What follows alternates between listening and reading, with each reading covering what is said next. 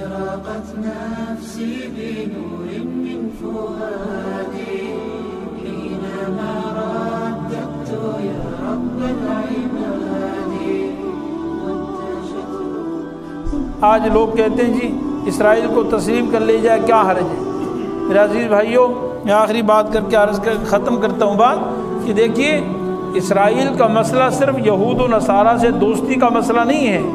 غیر مسلم جو اپنے آپ کو غیر مسلم ماننے کے لیے تیار ہیں، یعنی اپنی الگ مسلمانوں سے پہچان کروانے کے لیے تیار ہیں، وہ اپنے آپ کو جو بھی سمجھتے ہیں، جیسے یہودی اپنے آپ کو یہودی کہتے ہیں، عیسائی اپنے آپ کو عیسائی کہتے ہیں، ہندو اپنے آپ کو ہندو کہتے ہیں، سکھ اپنے آپ کو سکھ کہتے ہیں، وہ اپنی الگ پہچان کروانے کے لیے تیار ہیں.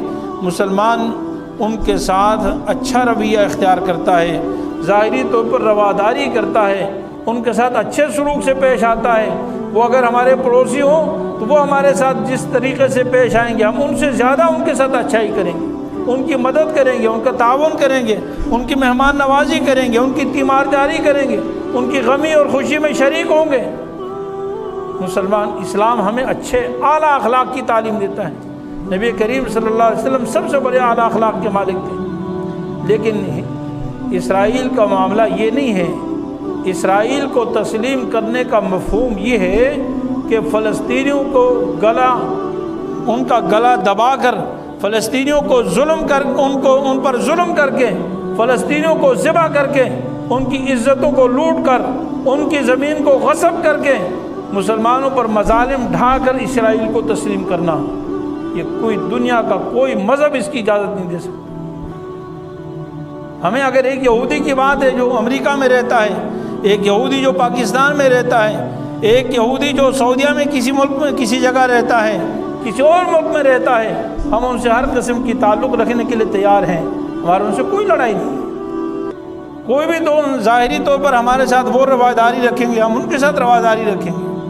بات صرف یہودیوں سے تعلق کی نہیں ہے، بات فلسطینیوں کے خون کی ہے، بات فلسطینیوں کی عزتوں کی ہے، ان کی ماؤں بہنوں کو جو ذلیل کیا جا رہا اس کی بات ہے، ان سے جو ان کی زمین غصب کی جا رہی ہے، ان پر ظلم ڈھائے جا رہے ہیں، اس کی بات ہے.